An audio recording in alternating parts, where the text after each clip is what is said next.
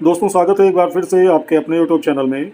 दोस्तों बात करेंगे 69,000 शिक्षक भर्ती में उत्तर कुंजी प्रकरण को लेकर। तो बहुत ही महत्वपूर्ण वीडियो है और ये वीडियो आपको अंत तक अवश्य देखना चाहिए, क्योंकि इसमें हम बात करेंगे कंटेम्प्ट का आर्डर तो हो गया जारी, क्या लाभ मिलेगा सबको या एक को। करेंगे विस्तृत चर्चा और विश्लेषण इस आर्डर का। तो बने रहिए वीडियो में अंत तक मेरे साथ बिना वीडियो को स्किप किए हुए।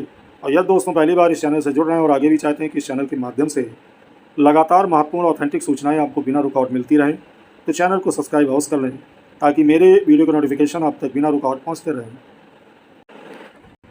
तो दोस्तों ये है वो कंटेम्प्ट जिसके आर्डर की सभी लोग बेसब्री से प्रतीक्षा कर रहे थे, और वो आर्डर आज अपलोड हो गया, यानी आर्डर आ गया। और मैंने पिछले कई वीडियोज़ से आपको ये लगातार बताया कि सभी कंटेम्प्ट की तरह ये भी कंटेम्प्ट लखनऊ हाई कोर्ट में लगी थी और इसकी सुनवाई हो रही थी। ख़ास बात ये थी कि ये इस कंटेम्प्ट की सुनवाई एक अलग लेवल पर हो रही थी और इसमें टॉप मोस्ट सीनियर अधिवक्ता आई.एम. पांडे जी इसकी पैरवी कर रहे थे, और जिसमें पेटिशनर थे विवेक कुमार सिंह, और इनके सीनियर मोस्ट अधिवक्ता आई.एम. पांडे जी पैरवी कर रहे थे। और इसकी सुनवाई हुई 18 अप्रैल, और इसका आर्डर कल ही आ जाना चाहिए था, लेकिन कल बेंच ये बैठी नहीं, कोर्ट नंबर 17, इसलिए आर्डर अपलोड नहीं हो पाया। और आज जैसे ही बेंच बैठी आर्डर अपलोड हो गया, और जैसा कि उम्मीद थी कि एक बेहतरीन आर्डर के आने की, वो आर्डर आया भी। और ये है दोस्तों कोर्ट नंबर 17 का वो आदेश जिसमें से आप सभी ने, अधिकांश ने देख भी लिया होगा और पढ़ भी लिया होगा, और हम इस पर चर्चा करेंगे कि इस आर्डर में ऐसा विशेष क्या है। तो सबसे पहले दोस्तों बता दें कि जो विशेष है वो यही है कि पक्ष और विपक्ष के अधिवक्ताओं को सुनने के बाद माननीय कोर्ट ने ये आदेश पारित किया। तो आदेश का जो सबसे महत्वपूर्ण बिंदु है, जैसा कि लोग ये उहापोह की स्थिति में थे कि इसमें सबकी बात होगी या पर्टिकुलर पिटिशनर के लिए यानी 4695 के लिए आदेश आएगा, तो आपका भ्रम मैं दूर कर दूं। ये आदेश पूरे 8056 के लिए आया है। 8056 आप 2020 रिट है, यानी 25/8 से पहले जिनको जो याची थे और जिनको एक नंबर मिलना चाहिए था, उन सभी को यहाँ पर इंगित किया गया है और सभी की बात की गई है। दूसरा महत्वपूर्ण बिंदु ये है दोस्तों कि बहुत से ऐसे हमारे मित्र हैं जो कंटेम्प्ट नहीं डाले हैं, तो उनके मन में ये शंका थी कि नंबर बढ़ेगा या नहीं बढ़ेगा, बढ़ा या नहीं बढ़ा है। तो उनकी शंका का भी समाधान यहाँ पर हो गया है, और आर्डर में स्पष्ट रूप से ये कहा गया है, जो पार्टी नंबर 1 और से लेकर 4 तक, कि 1 mark has also been awarded by the state government for 1 question to all the candidates. यानी सभी 2249 कैंडिडेट को फिर से यहाँ पर गवर्नमेंट को ये कहना पड़ा है कि हमने एक नंबर उन अभ्यर्थियों को दे दिया है जिनको इस प्रश्न पर नंबर नहीं मिला था और जो 25/8 से पहले यानी रिट ए में याची थे। और जैसा कि मैंने बताया यहाँ पूरे 8056 की बात की गई है। तो यहाँ पर एक प्रकार से उन अभ्यर्थियों का भी एक प्रकार से रिजल्ट ये जारी हो गया है जिन्होंने कंटेम्प्ट नहीं डाला है। और तीसरा महत्वपूर्ण बिंदु दोस्तों आपको बता दें कि यहाँ पर इस कंटेम्प्ट में कई जिम्मेदार अधिकारियों को पार्टी बनाया गया था, और जिसमें पार्टी नंबर 1 से 4 की तरफ से लर्न काउंसिल श्री राम स्वरूप जी उपस्थित हुए, और इन्होंने बताया कि पार्टी नंबर 1 से 4 को जो कार्य करना था उन्होंने कर दिया है, सारी एक्सरसाइज एक नंबर दे दिया अभ्यर्थियों को, और अब आगे की रिस्पॉन्सिबिलिटी पार्टी नंबर 7 की है।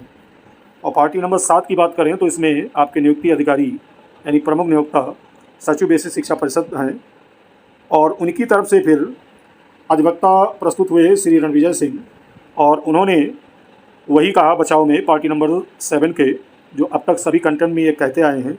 क्या कहते आए हैं? तो इन्होंने तुरंत आरक्षण मामले का हवाला दिया 38,554 of 2024 Ravi Saxena and others, और बताया कि माय लॉर्ड ये मामला अपेक्स कोर्ट में पेंडिंग है और सूची निरस्त हो चुकी है, इसलिए अभी कोई एक्सरसाइज हम नहीं कर सकते, यानी किसी को भी नियुक्ति पत्र जारी नहीं कर सकते।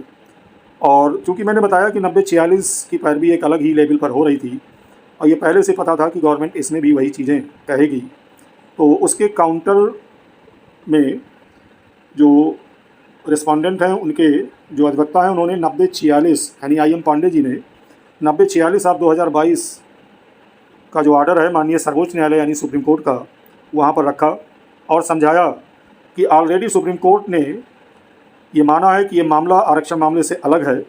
अब 90-46 की अगर हम बात करें तो आप में से बहुत ऐसे हमारे मित्र होंगे वो ये नहीं समझ पा रहे होंगे कि 9046 ऑफ 2022 ये कौन सा आर्डर है। तो मैं बता दूं कि ये है वो आर्डर 9046 का जिसका हवाला दिया गया है कोड नंबर 9। ये मामला सुना गया था।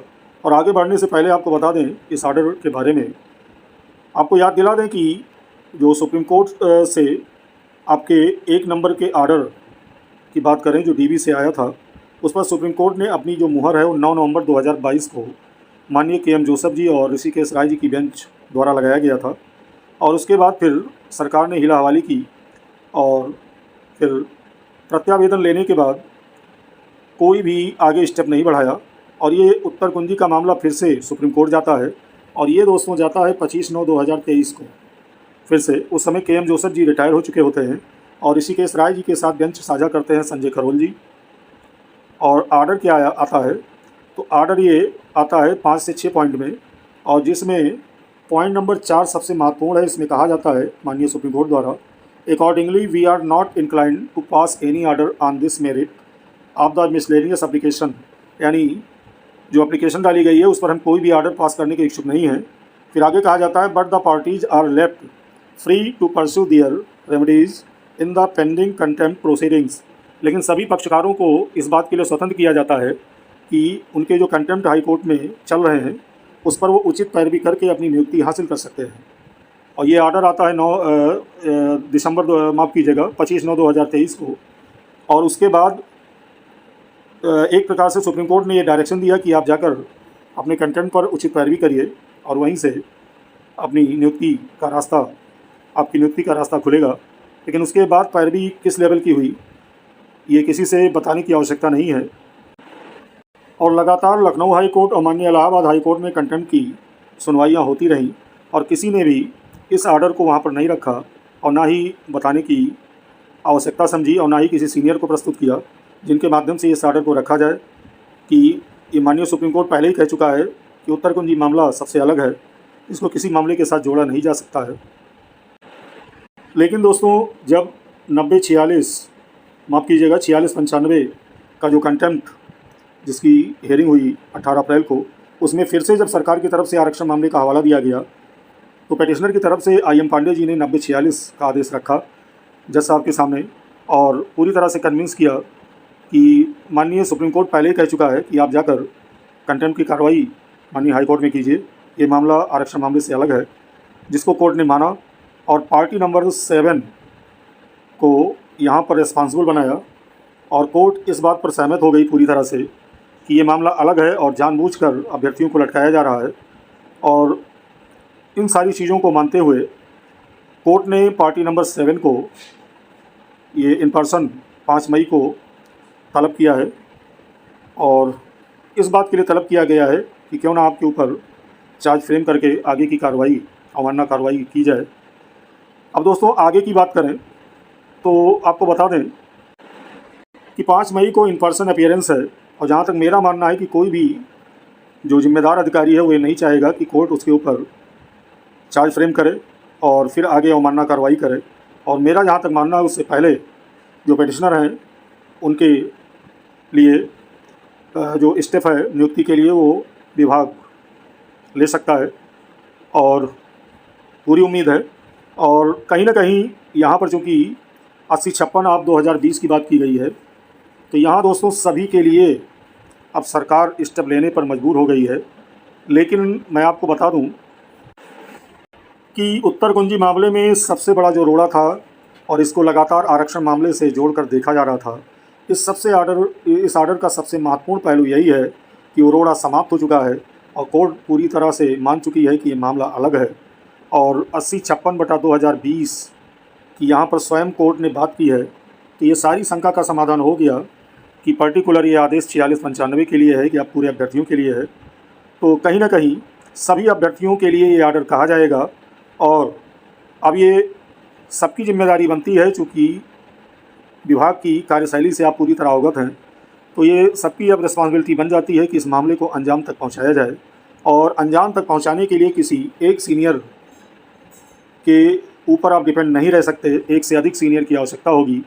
और उसके लिए आप जानते हैं सीनियर कैसे हायर होगा, किन संसाधनों की आवश्यकता होगी, ये आप अच्छी तरह समझते हैं, बताने की आवश्यकता नहीं है।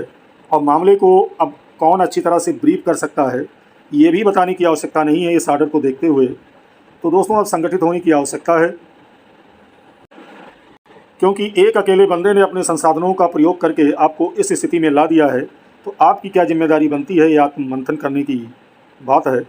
और क्योंकि एक सीनियर को ही हायर करना कोई आसान कार्य नहीं होता है, तो एक अकेले दम पर कोई भी जो अभ्यर्थी है वो कितना आगे कुछ कर सकता है ये आप स्वयं समझ सकते हैं।